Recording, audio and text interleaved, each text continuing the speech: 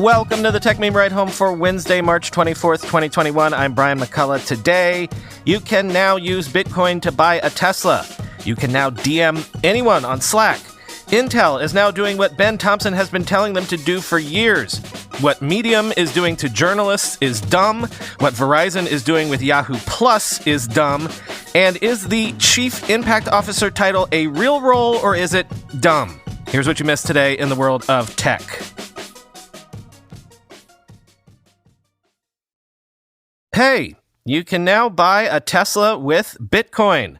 Only in the US for now, but coming to everyone later this year. Quoting CNBC, in order to accept the payment, Musk said Tesla is using internal and open source software.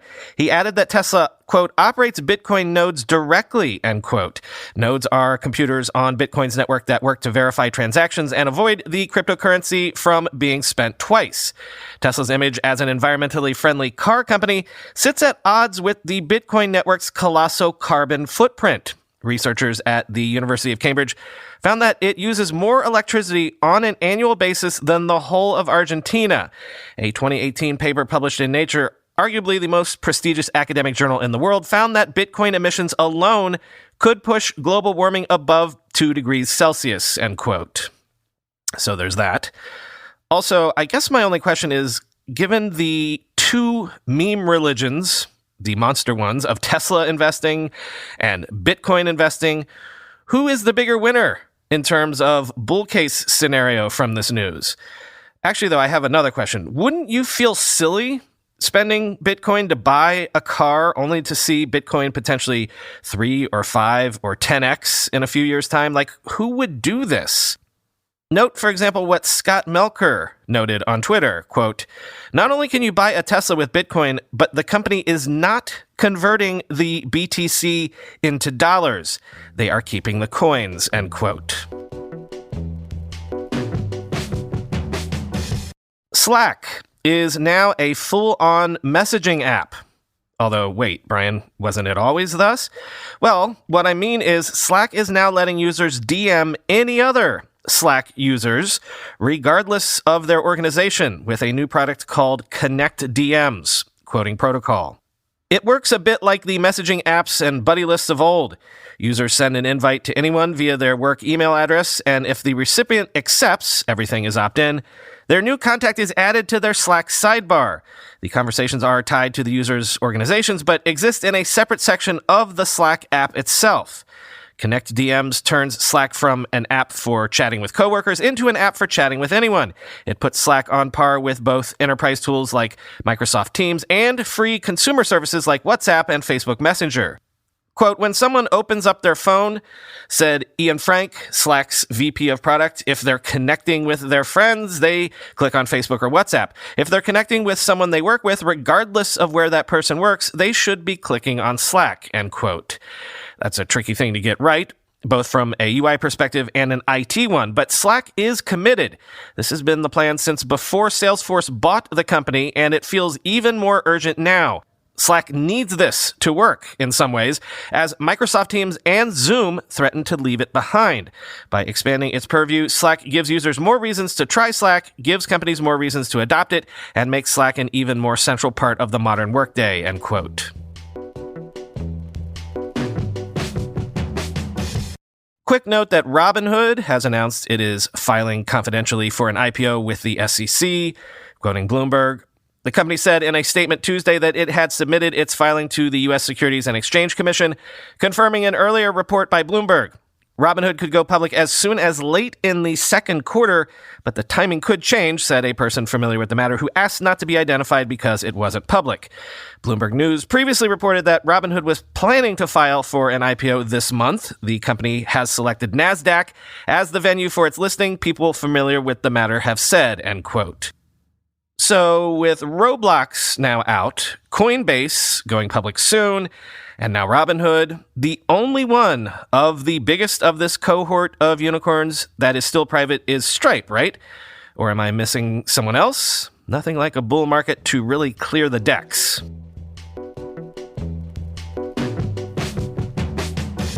Intel is fighting back, despite all my recent concern trolling. Intel CEO Pat Gelsinger says Intel will spend $20 billion on 2 new chip fabs in Octillo, Arizona, and will reconfigure its external foundry services to serve new chip customers. 7 nanometer, here we come, quoting The Verge. The announcements are part of a new IDM 2.0 strategy for Intel's design and manufacturing, which is made up of 3 parts. First, there's Intel's in-house manufacturing, which will continue to serve as a key part of Intel's design and production of chips. Second, there's an expanded use of external foundries, including TSMC, Samsung, and Global Foundries, for production of, quote, products at the core of Intel's computing offerings, end quote, for both consumer and enterprise chips starting in 2023. And third, there's the newly announced Intel Foundry Services, which will see Intel open its gates to handle manufacturing of chips for other commercial customers, led by Randhir Thakur. Intel Foundry Services is a, quote, standalone foundry business unit, end quote, and it will develop x86, ARM, and RISC-V core chips for external clients using Intel's manufacturing technology.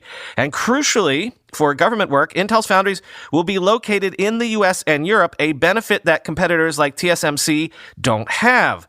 Partners include IBM, Qualcomm, Microsoft, Google, and more. The expansion of Intel's manufacturing efforts, which include a $20 billion investment into new fabs in Arizona that will expand Intel's existing Octillo campus, come at a critical time. The ongoing global semiconductor shortage means that demand for chips is at an all-time high. Adding Intel's foundries and its new foundry services business could help open up new avenues for companies to source the chips that are essential for everything from new video game consoles to new pickup trucks. Gelsinger also teased that more foundries are in the works, promising additional announcements of expansions in the US, Europe, and elsewhere in the world later this year, end quote. I would posit that what Intel is announcing here is basically the strategy that Ben Thompson has been screaming at them to do for years now. As Marcello Lima said on Twitter, quote, Clay Christensen taught us that in order to self-disrupt, companies must create a separate business unit with autonomy and P&L responsibilities. It's exactly what Gelsinger is doing.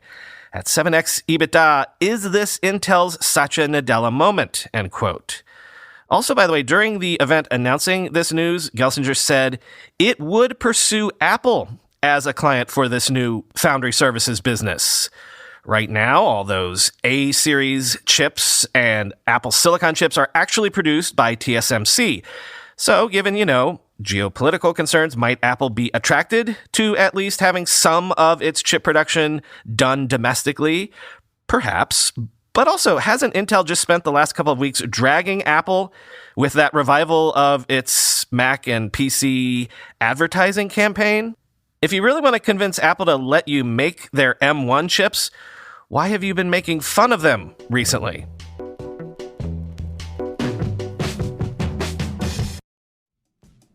Hello User is an educational, vendor-agnostic podcast that covers all things identity security.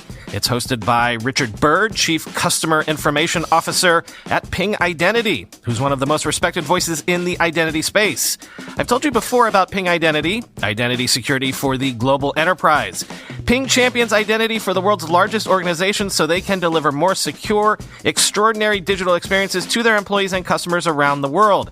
Identity is relevant to everyone and everything. The identity experts you'll hear on Hello User will talk about how digital identity is impacted by outside forces like social media and identity theft. But you also hear how our digital identities in turn can create our world and influence our experiences. On the podcast, Hello User looks at topics like how can identity theft victims be made whole again? And how does the rise in digital affect identity security? Identity is personal, public, and professional. It's not just the ID card in your pocket. It's more than who you are. It's how you behave and interact. It's your patterns and habits. And it's prevalent across your personal and professional life. Learn more about all this and more from the champions of enterprise identity security. Listen to the Hello User podcast by going to pingidentity.com/podcast or on your preferred podcast platform. I never look away from screens. This is just how I've lived my life for 20 years now, but sometimes even I do need to unplug at least my eyes. So one of my favorite ways to rest my eyes and still get the content I'm always itching for, it's by putting in my Raycon wireless earbuds and listening to something great. Whether you're catching up on your favorite news podcast, binging an audiobook, or powering through your workout with a pumped-up playlist, a pair of Raycons in your ears can make all the difference. This is a Raycon household. I told you. Here's my wife. Raycons are really good at blocking out the world. And with 2 kids remote learning here with us, believe me, you need that. And no dangling wires or stems to get in your way. Raycons come in a range of stylish colors, but also with a comfortable in-ear fit for a more discreet look. The best part is Raycon makes great sound accessible to everyone with wireless earbuds starting at half the price of other premium audio brands. Raycon's offering 15% off all their products for my listeners, and here's what you've got to do to get it. Go to buyraycon.com/tech. That's it. You'll get 15% off your entire Raycon order, so feel free to grab a pair and a spare. That's 15% off at buyraycon.com/tech, buyraycon.com/tech. Rumors have surfaced that Qualcomm wants to get into the gaming hardware business, intending to launch a portable gaming console similar to Nintendo's Switch early in 2022. And when I say similar to the Switch, we're talking detachable controllers, display out capabilities so that you can play on a TV when you want to, an SD card slot, and although this is different, of course, probably running Android 12, quoting Android Police. Qualcomm plans its first foray into the consumer electronics market in years, with a device that bears a strong resemblance to Nintendo's wildly popular Switch game console. According to a source familiar with the company's strategy, the Android-powered game console will attempt to showcase the company's Snapdragon chipsets in a less traditional form factor. The device, which we were able to view non-final images of but cannot share, is immediately familiar to anyone who owns a Switch. Detachable Joy-Con-style controllers are on the left and right sides of the core console, which resembles a thicker, bulkier smartphone. There's a good reason for that. The company believes that the added thermal headroom a thicker design affords will make its processor run faster and significantly more efficiently than a modern ultra-thin smartphone. Qualcomm is also using that space to pack in a large 6,000 mAh battery that will be equipped with its quick charge technology. According to our source, Qualcomm is using a premium supplier in the controller space to design and manufacture the gamepads, though we were unable to verify the name of that supplier. The exact dimensions of the console and its display also weren't made available to us. Like the Switch, Qualcomm's portable will support display-out capabilities to play on an external TV or monitor, though it was unclear if that meant a dedicated port like mini HDMI or the USB-C charging port that would serve double duty. An SD card slot will also be featured for expandable storage. The console will run Android 12 with a customized launcher and feature full support for Google's suite of Play apps and services. In a promising sign for fans of Fortnite giant Epic, Qualcomm currently hopes to support the Epic Games Store app on its portable at launch, meaning the long-awaited Android app may finally be nearing its release. Qualcomm also has plans to build its own content portal. It was unclear if Qualcomm was interested in partnering with cloud streaming providers like Google's Stadia or Nvidia's GeForce Now, though the company's pride in the graphics capability of its own silicon would obviously make local play more of a showcase feature, end quote. Let's do 2 segments now from the Dumb Business Decisions file. First, Medium is offering buyouts to everyone on its editorial staff as it shifts its focus from doing its own publications in-house to supporting independent writers a la on a platform. In other words, Medium is pivoting to a Substack-like model again. Because really, the news here is Medium is pivoting again. For like the 10th time, quoting Motherboard. On Tuesday night, billionaire Medium CEO and Twitter co-founder Ev Williams sent an email to the entire Medium staff announcing that the company would like employees charged with doing journalism to feel free to quit and that the company would in fact be shifting away from professional journalism altogether. Quote, "We are making some changes to our editorial strategy and leadership and giving a voluntary exit option to employees who would like to take a different path," Williams wrote. The move comes less than 1 month after all Medium employees, including the editorial unit, attempted to unionize and lost by 1 vote. Employees at the company say that journalists who work at Medium's 9 publications were not the initial driving force behind the union, but were some of the most vocal supporters of it. In his email, Williams announced that the company's editorial strategy would be shifting away from a focus on publications, seeking to support some, quote, more focused, high-affinity publications, end quote, as part of focusing on, quote, supporting independent voices on our platform, end quote. Over the last several years, Medium, formerly a blogging platform, has invested heavily in hiring career journalists, writers, editors, and audience development experts to create professional publications with specific editorial missions. Those publications have published high-impact work over the years. For example, an investigation by tech publication 10 into a surveillance tech executive's attendance at KKK meetings led to his firing. The move feels in some ways to emulate parts of the individual-based strategy that Substack has championed in the past few months, offering to showcase individual writers and provide them with deals and some support. For now, that means, quote, identifying writers and offering them, quote, deals, support, editing, and feedback, end quote. So, wither publications like 10 that I quote from on the show all the time? Yeah, looks like they're probably going away. And look, I am not a journalist. I respect journalism as a craft and a profession too much to ever claim that mantle. But this is, at this point, a complete crime against the profession of journalism, in my opinion. Medium was a blogging platform, then a publisher, then a writing platform, then a publisher again. Each time they pivot, in quotes, they jerk professional journalists and writers around, and frankly, no one should ever put up with that again. Ev Williams has been trying to find a business model for writing for 20 years, going back to his founding of Blogger. And in all this time, he still hasn't found a way to do it. I'm not saying it's an easy thing to do, but I am saying maybe no one should ever put their trust in Ev to do it ever again. In the meantime, of course, thanks to Twitter, Ev has become a billionaire. So either he has to go ahead and do the billionaire thing and just start subsidizing writers and journalists himself, or he should stop this experimentation because it's getting ridiculous. The word dilettante is considered a pejorative because it implies that your unseriousness can be harmful to others. And that's basically what I'm saying here. And Verizon Media Group, owner of such publications near and dear to our hearts once again, such as TechCrunch and Engadget, has decided to rebrand its media franchises as Yahoo products.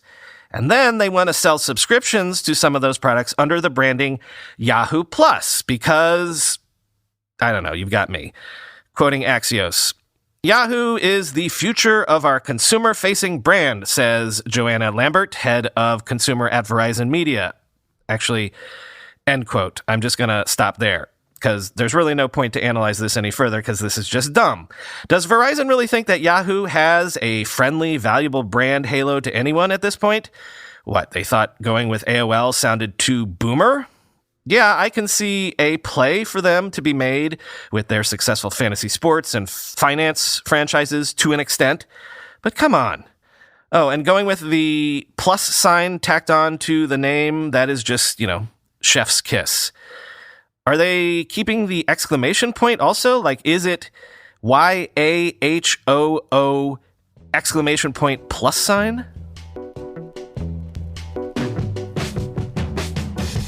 And let's end today with two items from the interesting C-Suite Shuffle file.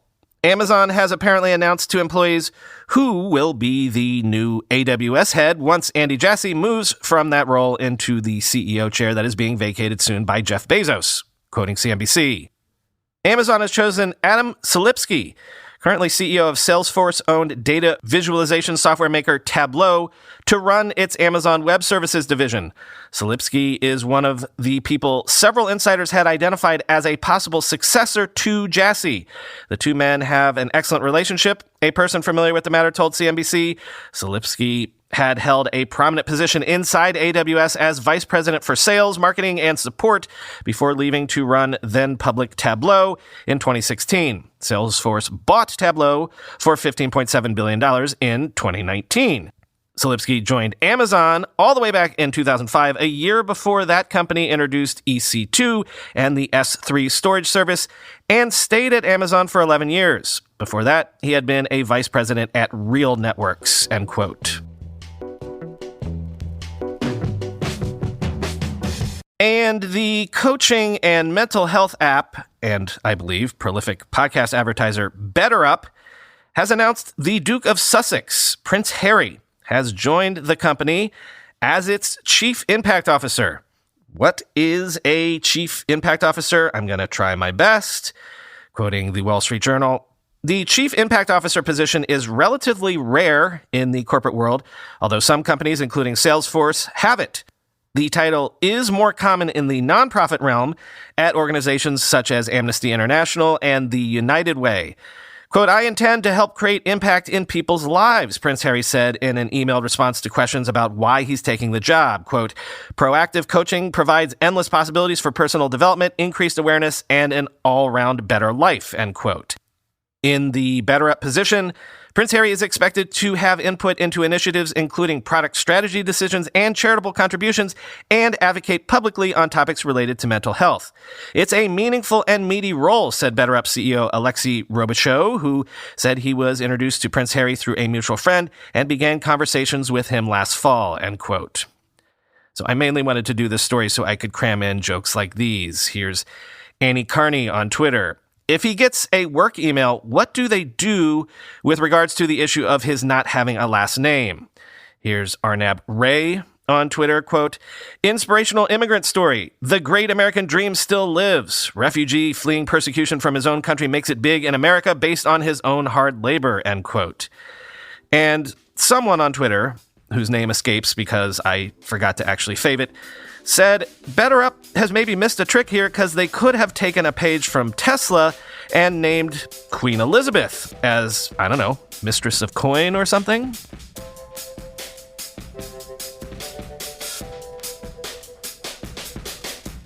Nothing really pithy to end with today, especially as I don't want to have to follow those jokes. So, talk to you tomorrow.